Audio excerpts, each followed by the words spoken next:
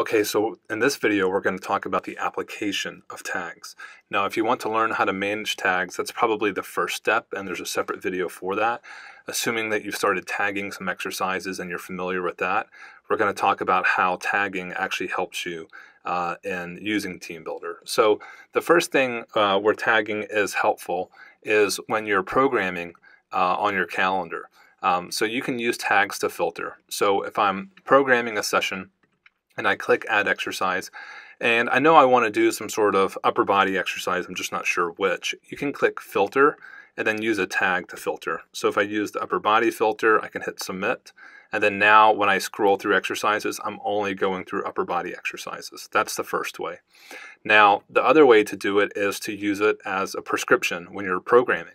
So rather than actually prescribe, say, back squat, I can do something like prescribe the squat tag and let athletes choose from exercise variations within that tag. So if I do tag select at the top right, I can go ahead and type in squat and program the squat tag and say you're going to do 3x8.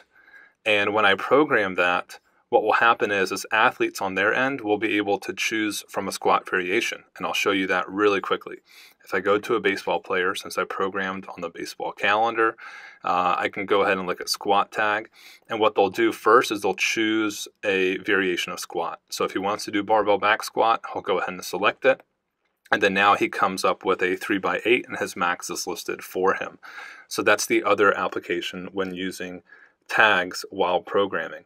Now, another thing that tags can be helpful for is when an athlete wants to opt out of an exercise. So dumbbell row, if they want to opt out of this, what they can do is they can click opt out and select a reason. All right, so you might be familiar with that. But the next thing is that they can choose a substitute. And the first option we give them is to choose from a similar exercise. And this will mean that we'll use tags to deem another exercise as a substitute that's similar. So here's another thing. If an exercise is tagged once, then we'll pull any other exercise that has that one tag. But if it's tagged multiple times, then we'll only suggest exercises that share all those tags. For example, upper body as a tag, pull as a tag. If it's tagged as those two things, then we're only going to show upper body pull exercises, not just all upper body exercises. Okay, so substituting is the other way of using tags. It helps guide athletes to proper exercise selection when they opt out.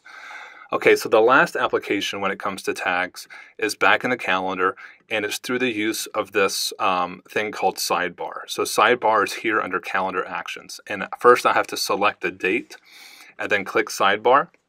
And then I can select this option called tag breakdown. And what this will do is it will analyze the session that we're on and give me the breakdown of the tags used. So in this case, this workout session is 33% squat. All right, this is doing it by exercise count. All right, I can also do it by rep count. If I do it by rep count, it's actually 42% squat. It's 38% upper body and 18% lower body.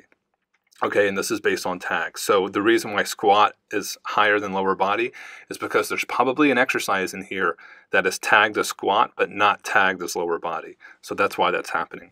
I can also do this on a weekly basis, and I can do this on a monthly basis as well.